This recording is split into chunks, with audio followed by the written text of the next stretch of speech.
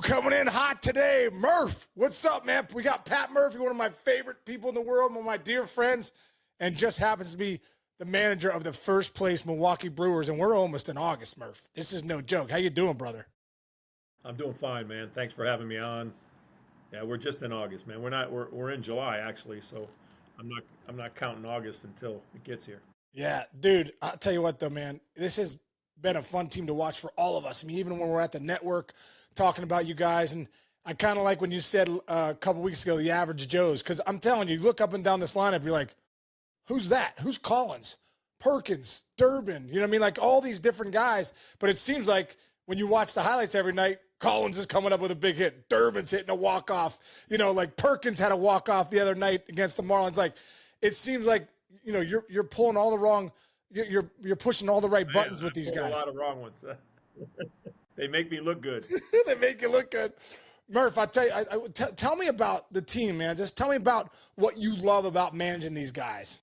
Yeah, it's hungry players, man, and nobody expected. I think Vegas, not that I follow Vegas, I think Vegas is I heard they had us under 500 this year, and you know, nobody predicted that this team would respond. We didn't do much in the offseason. We didn't make any splashes in the offseason. We lost Adames, we lost Devin, we lost Colin Ray, we lost some good pieces, and people thought that, you know, we didn't replace them, and here we are, you know, and it's like that's fun doing that, and it's fun playing with guys like you mentioned, and you know the other thing is, Case, and you're been in enough dugouts to know when your best guys are the right guys. Everything. That's everything, man. You know what I mean? And when you talk about Yelich and Hoskins, and you know the guys that stir this drink, Freddie Peralta, you know, Jose Quintana, you know, those guys are real. You know, they're interested in the right stuff. Yeah. Oh man. Well, you know, you talk about Peralta, and you talk about, you know, you talk about Peralta, you talk about Priester, you talk about Quintana, you talk about some of these guys, and then you have the Miz that comes in and with the stuff that he has. I want to talk about his start though yesterday, because I thought that was fascinating. He's in the first inning, he gets into some trouble, can't make the throw on pass ball. I mean, just everything's falling apart. 40 pitch inning. But then he settles in and goes out for the next 3 innings and kind of shoves. Can you talk about, like, you know, as the manager, what do you think of that? Yeah, the minute it happened, a disastrous first inning. 8 hitters. He pitched well in the first inning. I know that everybody's going to say, no way. Well, the first fly ball to center, you know, soft hit, line drive, can be caught easily. You know, I thought it should have been caught. But Jack has been playing right field the last 4 or 5 days. He's playing a little deep. He doesn't catch the opening ball. I think it's a catchable ball. The next guy walks on a very, very close pitch. The 2-2 pitch was a strike. The 3-2 pitch was a little off. So now it's first and second. Then a guy hits one off his shin. If it doesn't hit his shin, it goes right to Ortiz. It's a double play. You know, next guy punch, then wild pitch. Run scores, next guy punch, then next swinging bunt, he fields it, Hypers extends his knee, throws the ball over the first baseman's head. You know, that's when you hear the elephants and the clowns, and the circus has begun, you know. Dun. Anyway, yeah, so then, you know, normally, then he goes 4-pitch walk. So now you're like, okay, get somebody up and throwing, because he's losing it. He's hurting, his adrenaline. It's like getting knocked down in the first round of a fight. You know, you got to get up, shake it off, and somehow recoup. And he did just that. He came off the mound. He said to me, "I'm exhausted." And I said, "Yeah, me too." But he said, I can keep going. And he did. And pitching coaches got with him. They made a plan. Hey, we're going to go 4-pitch mix.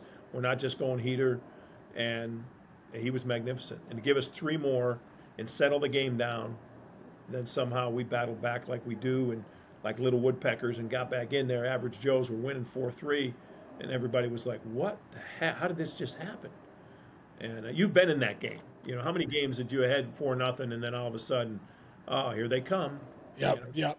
And I used to love sometimes getting down early because I'm like, hey boys, get somebody on, bloop in a blast, couple bloops in a blast, like keep banging, like something we're gonna punch through at some point. Because a lot of times when I know for at times when we would go up 4-0, guys start to sit back. Oh, we got a 4-run lead in the first, and all of a sudden you see the other team creeping back in the fifth or sixth. You're like, it's 5-4, we're losing,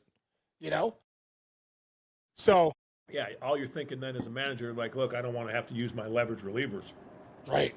but we did. Yeah. No, it's nice, man. I'm glad also too, bro. I think sometimes the hook's too quick nowadays. Oh, doesn't have it today. Like how many times do you see a guy kind of grind through the first and then settle in for the next 6? I mean, I think sometimes pitchers don't get that chance nowadays. Yeah, for sure. We're always in my opinion. No, we're always looking to make that move because we always say you seeing a guy 3 times versus seeing this new guy that you have no idea, especially on our team, you have no idea who this guy is, where he's from. He might not even have a baseball card yet, and he's throwing it from down here at 97, and you're like, oh, where's that starter when I need him for the 3rd time around? Get that guy back out there, please. It's so true. That's the theory today, where you don't get to see that 100 from some 19-year-old who has no idea, who you are or where your strengths or weaknesses are. You can't plan for nothing except survival. Survival. So true. It's so true. What about, I was so glad, having a chance to speak with your team. Thank you so much for letting me come in and do that. Thank you. Spring training. Letting you. We ask you. That was great. I appreciate that. That was an honor. And, I think that's why I follow you guys even more, because getting to meet some of the guys, a bunch of guys that have come on the podcast, just a great bunch of dudes in that room. But something happened that before you guys broke camp, you were talking about Brandon Woodruff. Hey, Woody, when are you going to be coming back? You got some starts on the backfields, and I started really paying attention to him being out a couple years, and then he's come back in a big way. What does Woody mean, to that staff, to that team, and how are you feeling about him being back, Murph? Well, again, I mean, this is a throwback, man. He went shoulder surgery, 2 years not pitching, a lot of rehabs, and his rehab starts, Case, you'd cringe. You were like, oh, God, really? God, what are we going to do? No off speed. He comes up with his sweeper thing. It's awful. He's 91. He's 89, 91. And you're like, this is big woo. The angry fastball at the top. And he's puddling there 91. I was worried. He's been diligent. He's worked his butt off. He's in the best physical shape of his life. But I'm telling you, I'm like, oh, my God. I don't want to look. We're in Miami. There's, 173 people there. And I'm thinking, okay, this is a soft landing, and they got a scrappy, good team. You know what I mean? Like, they got a good team. And they're playing good. And he goes in there and absolutely shoves. From pitch 1, it was like a new human. It's like, maybe the comedian that practices in the back room, and you're like, it's not so funny. Gets on stage and kills it. This guy killed it. And it was 91, 92, but it was different. They were swinging at it like it was 96. And he's run that comeback sinker and, pitching on both edges. And then the changeup, which he had not had in any of his outings, changeup is just dynamite. And he's been good. He's had 4 starts and been effective in all of them. I mean, I look at your rotation, man, with Miz coming in and Wood, you're like, those are like 2 mid-season acquisitions. You're like, oh, two incredible arms. What about Quinn? We said that all year. Like, trade deadline, that's not our thing. Right. We're not going to dump a bunch of money in the trade deadline or make, bad value trades or whatever. That's not what we do. You got to appreciate that. And I said the trade deadline is going to be getting these healthy pitchers back. And maybe I didn't know what Miz was going to give us.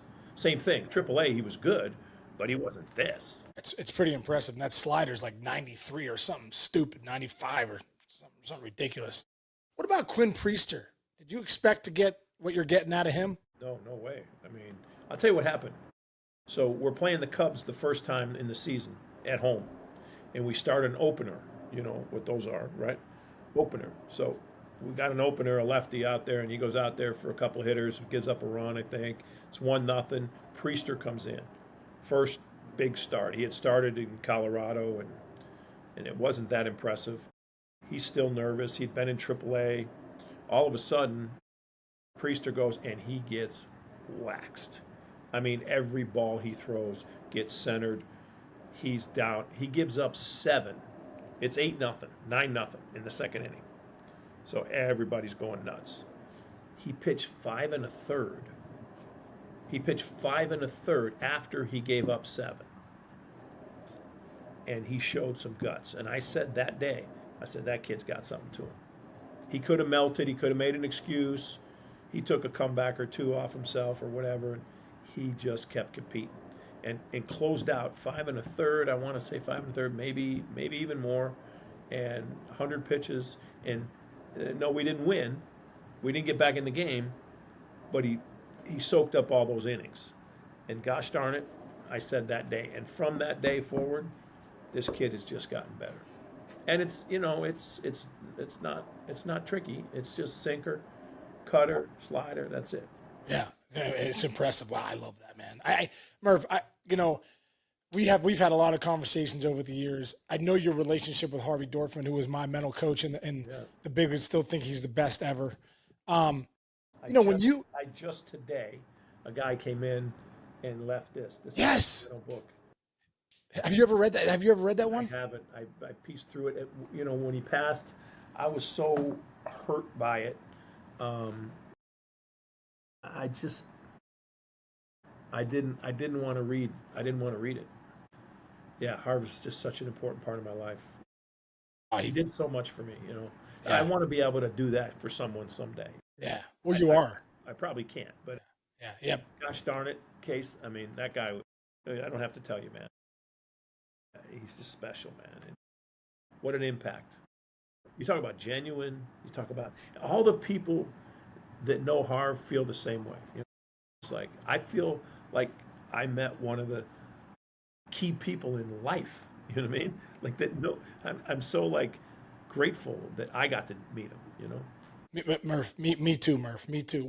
What are some of the things that Harvey that you still bring? What are 1 or 2 things that the way you manage Murph, the way you talk to guys, Harvey Dorfman's, you know, handprints smiling. On it? He's smiling. Smiling. Because he knows this idiot that he met, he knows like, oh my God, that idiot can now, you know, handle himself a little bit. It's beautiful. You know, I remember he used to always say things like, hey Murph, nothing can screw you up without your consent. Nothing can screw you up without your consent. And I'm like, yeah, plenty does. And he goes, that's the problem. So he's helped me get some poise. He used to say so many great things. You know, he'd sign all his notes. Remember, he'd write you the notes, and he'd sign them "Be well," with just the "be," meaning behave well. Murph, how you feeling? And then before you could get the answer out, he'd say, I don't care how you're feeling. How are you behaving? You know what I mean? Because remember, Murph, behavior is more important than feelings. You can feel one way, but you need to behave. So he'd sign everything "Be well," like behave well. So Great. I remember, Murph, I remember one time I said to him, I called him up. I was like, you know what, Harvey, I'm like really scuffing lately. I've kind of, you know, this is happening. You know, I'm just a little uneasy. I feel a little fear in the box, and and he goes through this whole thing, and there's a pause on the other end. He's like, that's normal, Case. That's normal. That's normal. And then he's like, but you're not fucking normal. So he said, he's like, you got to start. You want to be one of the elite big leaguer? You better start thinking differently. You better lock in the fear. You better start looking at in the box and get back on the process and looking at opportunities as you better look at something, a big situation as an opportunity. Like that's what normal people do. And that's why they're not in the big leagues. And I was like, oh my God, like so many conversations like that with Harvey. He didn't mince any words, did he? No. In my life, Case. You know, I was a young college coach, and I'm working out every day, and you know, I'm a former amateur fighter, so I'm like, you know, I'm just carrying myself in a way that no one wants to approach me, no one wants to confront me, because they're like, okay, there's going to be a problem if I confront this guy. Harvey just went right to it. You know what I mean? Like, I don't care who you think you are, bro. You're scared like everyone else. And he hit it on the head, man. He paralyzed me. You know, He did it well, was man. beautiful. It was beautiful. I can't. I just thought today. I got that book today. Just I was in here with a media thing right before I came on the show, and you, a guy gave me the book. He said, "I heard you mention Harvey's name, and I found this." And I'm like, "Oh my God!" And it's the one I haven't read because it's his last one. And yeah, So cool, Murph. That's so cool. That's yeah, so cool. Dude, yeah, when you look at this team, I just want to talk about, I like we talked about the average Joes, but you look at a guy like Durbin. I just watch him play, and I'm like, you know, you wouldn't think this guy is going to do what he does, and then don't on the field. You're like, man, this guy. I feel like when I think Pat Murphy, and anyone that plays for you, I think compete. We're going to get dudes out there that compete. I feel like you put a lineup out there. It's like, listen, Freelick, go freaking get somebody. Like, just go put together an at bat for me. Durbin, put him.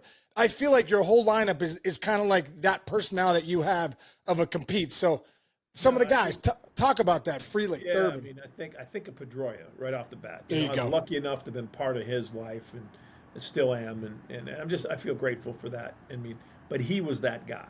You know, you and him on the same team would have been, oh my God, Yeah. we had to have separate buses. You I know what was I mean? with him in 2008, my last year. It was There the you go. greatest. I lockered next to him. I'm like, I love this guy. I want to be his tag team partner. No, I think of both of you the same way. Like, it's just a special, authentic, special intensity. You know what I mean? And it's not only intensity, but it's an energy and an excitement and a belief system that, yeah, they'll tell you they're normal. You guys are normal, but at the same time, it's so extraordinary. And I think of that. Durbin, I call him Happy. Um, Promise counts. We had a guy that played with us, Happy Durkin, that played on the team and at Notre Dame. So when I heard Durbin, I just nicknamed him Happy. And Counts said, "You got to do that. You have to." So we call him Happy. And he's just, I mean, but Sal Frelick, that's Pedroia in the outfield. He's just you should have heard last night after the homer last night. You should have heard him in the dugout. You would have said, "That's Dustin." You would have yelled, "Petey, shut up." He was talking so much crap. It's beautiful. I mean, he's doing it like he's on a football sidelines. You know what I Yeah, mean? yeah. He's screaming at people like, "Don't bring that weak crap in here." Like it's fucking beautiful. Uh, And he's yeah. hitting for some power, dude. He hit his eighth bomb. Do you expect him to be hitting the ball out of the ballpark? No, that's the thing. That's the problem, Case. He kind of like you can relate to this, kind of like Petey. You know what I mean? Like he'd tell everybody he could kick everybody's ass, right? And you're like, "Hey, Petey, bro, okay, I get it. Verbally you can, but don't." Take it easy. Yeah. And Freelick now thinks he can hit homers. Like, bro, just try to get hit by a pitch. That's what I tell him. I said, just try to get hit by a pitch if you can. And Durbin, by the way, Durbin, I think leads somebody in hit by pitches. Vassallo might be able to tell us, but Durbin, second in the league in hit by pitches. He's missed some games. Oh, Wilson Contreras. All right, but I mean, Durbin, I just tell him, "Hey, man, jump in front of one here." He goes, "I got it, Skip." So guys are like, "Hey, look for a fastball. Try to stay inside it." I'm just like, "Hey, man, jump in front of one if you can. You want me to Just, punch? No, I'd rather have you get hit by a pitch. It's better for the club." we need base runners. We need base Yeah, runners. Just stick there's your no elbow out. chance they can throw you out on a hit by pitch. Okay, you're safe. It's a new form. We have stealing bases. It's a risk. Bunting. It's a risk. Hit by pitch. No risk. You know. So jump into it.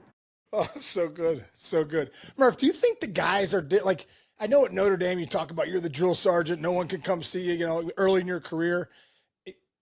But do you think the guys were different now? Do you have to handle the player Yeah, in yeah. 2025 more with kid gloves or you lose them? Or can you still be Pat Murphy? I was an idiot back then. I mean, I was a total like I tell Counts all the time. I don't believe you speak to me.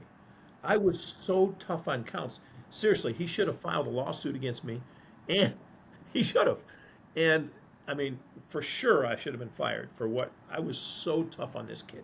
I'd give him like he'd like Murphy, there's the dining hall closes in 5 minutes. there's no other place for these guys to go. They don't have cars and stuff back then. You know what I mean? Like, I go, well, run over there and get back here. Murph, it's like a 15-minute walk. It's snowing 5 inches. I'd be like, okay, well, get over here. I'll expect you back in 15 minutes, and we'd practice again. You know what I mean? We'd practice till we got it right. I told him, the most important class you'll take in this school, you think is like business management 440? No, it's baseball 101. And you're going to take it every semester. And if you don't like it, leave. But these guys did it. And they're some of my best friends in the world. But I was a maniac. I mean, I was just totally inappropriate in so many ways. But you ask if players are different.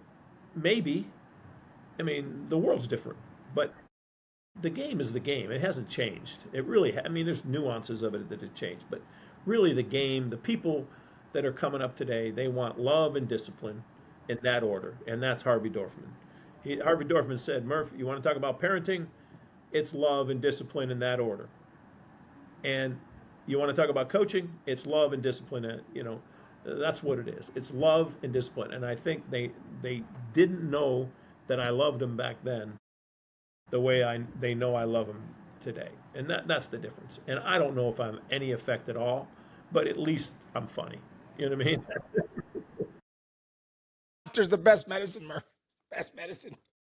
I don't know. But these guys, you love being around a team that responds. Look at how we started the year. Low expectations, I get it, and that helps.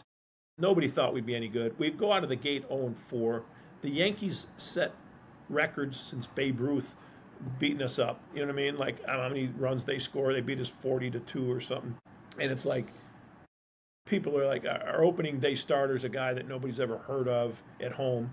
And then all of a sudden, we're 0-4, and people are wondering. But they responded. And that's why when you have the Yelich's, and you have the Hoskins, and you have those guys that are like the right people leading, and then you have some pit bulls, you know what I mean? You have some guys that want to, William Contreras and Ortiz and Frelick and Bryce Terang. I mean, come on, these guys are tough guys. They're winners, and they don't try to profess it. They don't wear it on their sleeve. They just play like that. And when they're pitch to pitch guys, I mean, that can change the game a little bit, And I think that's what the average Joes are doing, Like they're making people realize like team is important. Being a teammate is important. Being connected and being, there for each other and being honest with each other, Love it, man. It shows. It shows. What about the? I saw you say to Perkins the other day. After the game, he was asked a question about what were you thinking up there. He's like, Murph told me to just go the other way, take the curveball in, and I'm like, oh, I like that Murph's still talking about going the other way. What about the hitting philosophy? Because I think so many different teams have different philosophies. I've heard there's teams now in the minors, you're not allowed to have a tee or do flips. True story. Swear to God. No tee, no flips. And I'm like, what? Like, that was my whole routine. And every guy I ever played with. I mean, Big Poppy to Ken Griffey Jr., all these, Dustin Pedroia. Like, do you still have the philosophy that we've been playing this game a long time and that you got to go the other way to open up the field? What's your hitting philosophy, Murph, and what are you preaching? People say, part of my hitting philosophy is swing at strikes and take balls. Like that's been that way for 100 years, but in today's game, it's really tough to do. But if your priority is swing and strike, take balls, the other priority is get to first. If you can get further than that, great, but get to first. And if you lose that as a priority, as that a focal point, the difference between is a guy focused on his process or is he focused on his results? We all emotionally attached to results. But you got to figure out a way to become emotionally attached to your process also. So when you do hit a line drive and it's caught, when you go through 0 for 24, you understand it better and you can get to the next spot. But I say swing and strike, take balls, hit it on the fat part, you know what I mean? If it's a torpedo bat there, if it's a wiffle ball bat, wherever, hit it on the fat part. So that's timing. Hitting is timing. And let's not complicate the things. Facing a pitcher, I want to know, what does he throw for a strike? What are his strike pitches? And kind of where are they? Like where in the zone are they? When he needs a strike, what does he do? When he needs an out, what does he do? Does he double up in? Does he go right on right change? Does he go left on left change? I want to know those things. And then that's it. We'll calibrate. Your 96 and my 96 are totally different. We'll calibrate. Hey, he's high 90s or he's low 90s, whatever. I don't even know what it means anymore. It all looks pretty firm to me. You know what I mean? Like I'm just like, all right, but let's remember what you do well. Case, if I throw you a cutter up and in, take. You don't have Take. to do that. Yeah. Well, if the umpire calls it a strike, realize who are the umpires? Who are these guys? Of course, they're going to make mistakes. You know what I mean? That's like inherent. It's tough. So I take a cutter up and in. I didn't want to hit it anyways. It's a good thing I didn't. Well, I'll put this swing on it. You can't. Like how do you hit that nasty slider or strike the ball? You don't. So keep it simple, but you got to stay square and you got to be able to handle, the width of the plate, and you can't just look to go air pull. Air pull comes later. It comes with the advanced hitter. You didn't learn to pull and the correct way. You didn't learn to pull until later in your career because it takes a while. You didn't learn to hit left on left till later in your career because it takes a while. Like, who are we kidding? Now, all the numbers are great and it's research and it gives people jobs and, smart, and then they can deal with the owners who are really smart. Us dumb baseball stiffs, we only know what we know. So, Dude, Murph, I want to stay there for a second because as a manager, I must admit, if I was playing in the big leagues, I had to learn to hit lefties. You just nailed me. I had to learn to pull homers because I went to left center so much, and that was great because that made me a great hitter. And then I learned to pull, and I was like, wow, now I got something real here. But I had to learn to hit lefties. And I always say the only way you learn to hit lefties is you have to play. And I feel like nowadays you call a guy up, this guy raked lefties in the minors, but you're trying to be the great manager. I'm Pat Murphy, and I'm platooning everybody because I'm not going to let the lefty hit against the lefties, but I'll let the righties hit against the righties. Like, honestly, it's a kind of a sore subject. It bothers me so bad in the game. What about you, Murph? You got some of these lefties for spring training. You see my notes for spring training the last 2 years. A lot of them are the same goals. Always in the top 3 goals are left on left at bats. You have to get as many as you can. Backfield left on left at bats. If Bryce Terang, if we followed the orders and we went platoon with Bryce Terang because in 2023 his offensive output was lowest in the majors, and if we went with that, we would never have the player we have today who believes he's one of the best in the game and he's about to open his shirt up a little bit and become that next tier hitter because we played him every day. Because it's about your psyche. It's about your head. When Sean Casey goes to the plate feeling like $1,000,000, heads up, something's going to be hit hard. And if you keep hitting it hard, good things happen. So I want the guys walking to the plate feeling like $1,000,000. Sal Frelick, Bryce Terang, those guys got to face lefties and that's why they're in there last night. That guy's one of the best lefties in the league. But look what the lefties did. And if we would have platooned them, which the numbers say platoon them, whatever numbers they're going by, I get it. For a long period of time, if they don't develop into something more, maybe that's the deal. But to give them the opportunity to become real players, I think that's what you do. Love that, Murph. Like I said, I never would have developed as a player. I remember Jack McKeon when I first came up. I came out the gates, I had an orbital fracture. I came back, I was scuffling, didn't have a ton of confidence. He's hitting me third. I'm like, is this guy nuts? Why is he hitting me third? I stink. Oh, I'm so bad. He calls me in the office one day, Murphy. He goes, hey, listen, I've seen you hit. He goes, you're going to hit at this level. He goes, you go out there, relax. He goes, be yourself. He goes, just be you. He goes, I'm going to keep hitting you third. I don't care if you hit 200 this year. You're going to be hitting third and I'm like, all of a sudden, dude, I walked that off. It's like, Jack McKeon thinks that about me? Dude, I hit 300 in the second half of my rookie year, started hitting some homers. I think a lot because of that conversation I knew the manager believed in me. He wasn't the 0 for 4. I wasn't coming out against a lefty. I was going to be in there next day, and I took off as a player. Yeah, I think that matters. I think it matters in a huge way, and it's hard to have baseball conversations. You know what I mean? when people don't look at the game that way. It's just hard. And there's so much attention on our game, and there's so many people working in baseball that is working with data, and they have to be respected and they have to be seen and heard.